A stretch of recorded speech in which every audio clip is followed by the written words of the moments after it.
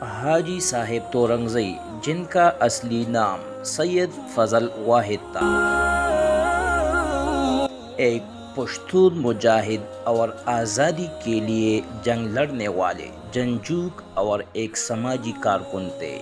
وہ ایک شریف سید گھرانے میں 1846 میں تورنگزئی کے مقام پر پیدا ہوئے، جو پاکستان کے خیبر پختونخوا صوبے کے ضلع چارسدہ میں ایک مشہور گاؤں ہے۔ ان کے والد محترم کا نام فضل احد تھا۔ اپنی بنیادی تعلیم اپنے گھر سے حاصل کرنے کے بعد حاجی صاحب تورنگزئی مزید تعلیم کے لیے دارالعلوم دیوبند چلے گئے۔ وہاں پر انہوں نے شیخ الہند مولانا محمود الحسن صاحب سے تعلق جوڑ لیا اور 1890 میں ان کے ساتھ حج بیت اللہ شریف پر چلے گئے۔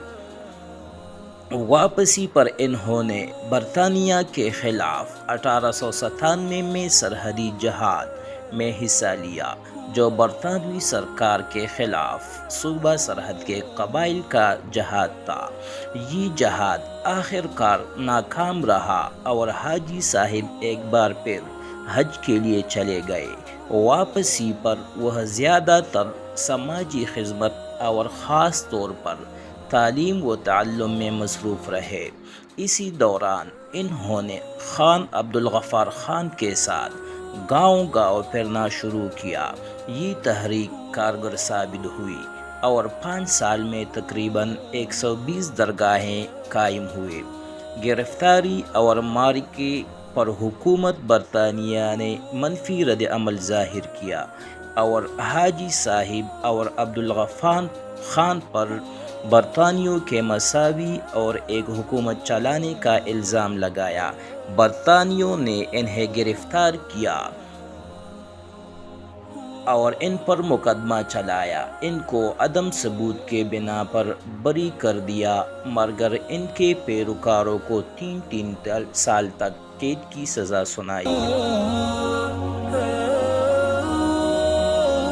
1913 میں سر صاحبزادہ عبدالقیوم خان نے حاجی صاحب کو دارالعلوم اسلامیہ پشاور یعنی اسلامیہ کالج کے سنگ بنیاد رکھنے کے لیے چنا۔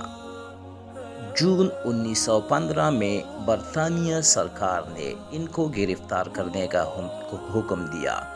آدھی رات کو گرفتاری سے بچ کر انہوں نے پشاور چھوڑا اور اپنے بیٹوں اور بھروسہ مند ساتھیوں کے ساتھ مہمند کے علاقے روانہ ہو گئے۔ مہمند پہنچنے کے چند دنوں کے بعد ہی انہوں نے سمرقند سے آئے کچھ مجاہدین کے ساتھ مل کر قریبی علاقوں میں موجود برطانوی فوج پر حملے شروع کر دیے۔ سمرقند کے مجاہدین امیر نعمت اللہ خان کی قیادت میں تھے۔ اگست 1915 میں انہوں نے مردان کے علاقے رستم میں برطانوی حکومت کے ایک کیمپ پر حملہ کر دیا۔